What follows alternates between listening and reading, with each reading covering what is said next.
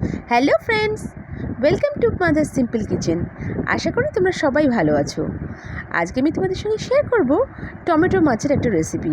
এটা আমি কাতলা মাছ দিয়ে করেছি, আর বেশি মশলাও থাকবে না, শুধু টমেটো দিয়ে মাছটা করেছি। আচ্ছা, প্রথমেই আমি দেখো যা নিচ্ছি, কাতলা মাছ নিয়েছি এখানে আমি 5-6 পিস মতন কাতলা মাছ নিয়েছি, পেটিটা মেন নিয়েছি, আদা বাটা নিয়েছি 2 চামচ মতন।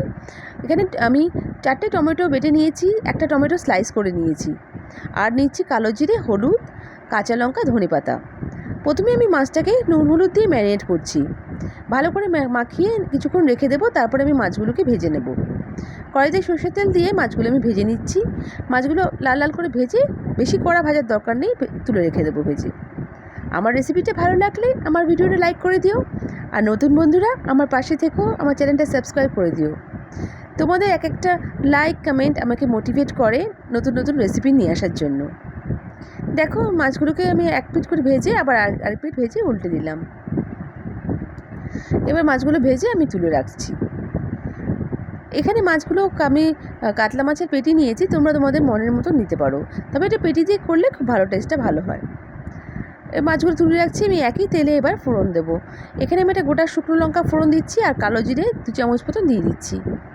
কালো জিরে ফোড়ন দিয়ে এখানে আমি কিছুক্ষণ রেখে তার মধ্যে আমি দিচ্ছি হলুদের গুঁড়ো। এখানে 2 চামচ মতন হলুদের গুঁড়ো দিচ্ছি, আর আমি টমেটো পেস্ট যেটা বেটে রেখেছি ওটা দিয়ে দিচ্ছি, আর দিচ্ছি 2 চামচ আদা বাটা। ব্যাস, এই মশলা, আর বেশি মশলা নেই, কিন্তু খেতে খুবই সুস্বাদু। গরমের দিনে এই রান্নাটা খেলে খুবই ভালো লাগবে। আর এখানে আমি দেখো 1 চামচ মতন চিনি দিচ্ছি, আর স্বাদ অনুযায়ী নুন দিচ্ছি। চিনিটা দিচ্ছি এখানে টেস্টটা ব্যালেন্স করার জন্য, যেহেতু টমেটোর টক আছে, তাই চিনিটা দিলে রান্নাটা ভালো লাগবে। এবার দেখো, একটু হালকা যখন তেলটা ছাড়ছে, এর মধ্যে আমি স্লাইস করা টমেটোটা দিয়ে দিচ্ছি। দিয়ে দেখো, এবার আমি একটু হালকা ভেজে নিয়ে এবার কাঁচা লঙ্কাগুলো দিয়ে দিচ্ছি। এখানে 4টে আমি মতো নিয়েছি, তোমরা যেরকম ঝাল খাও সেরকম দেবে। এখানে কাঁচা লঙ্কাটা আমি চিড়ে দিয়েছি, যেহেতু এখানে এই রান্নায় লঙ্কার গুঁড়ো ইউজ করছি না, আমি কাঁচা লঙ্কাটা দিচ্ছি। এবার আমি গরম জল অ্যাড করে দিচ্ছি। গরম জল অ্যাড করে মাছগুলোকে ছেড়ে দেবো। মাছগুলোকে বেশি ফোটানোর দরকার নেই, জলটা ততটাই দেবে যতটা তোমরা গ্রেভিটা রাখবে, খুব বেশি জল দেওয়ার দরকার নেই।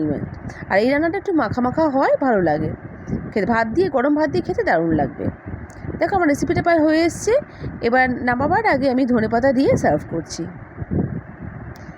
ব্যাস, আমার রান্না রেডি। আমার রেসিপিটা কেমন লাগলো আমাকে নিশ্চয়ই কমেন্ট করে জানাবে। নেক্সট রেসিপি নিয়ে আবার হাজির হয়ে যাব। তোমরা সবাই ভালো থেকো, সুস্থ থেকো। বাই।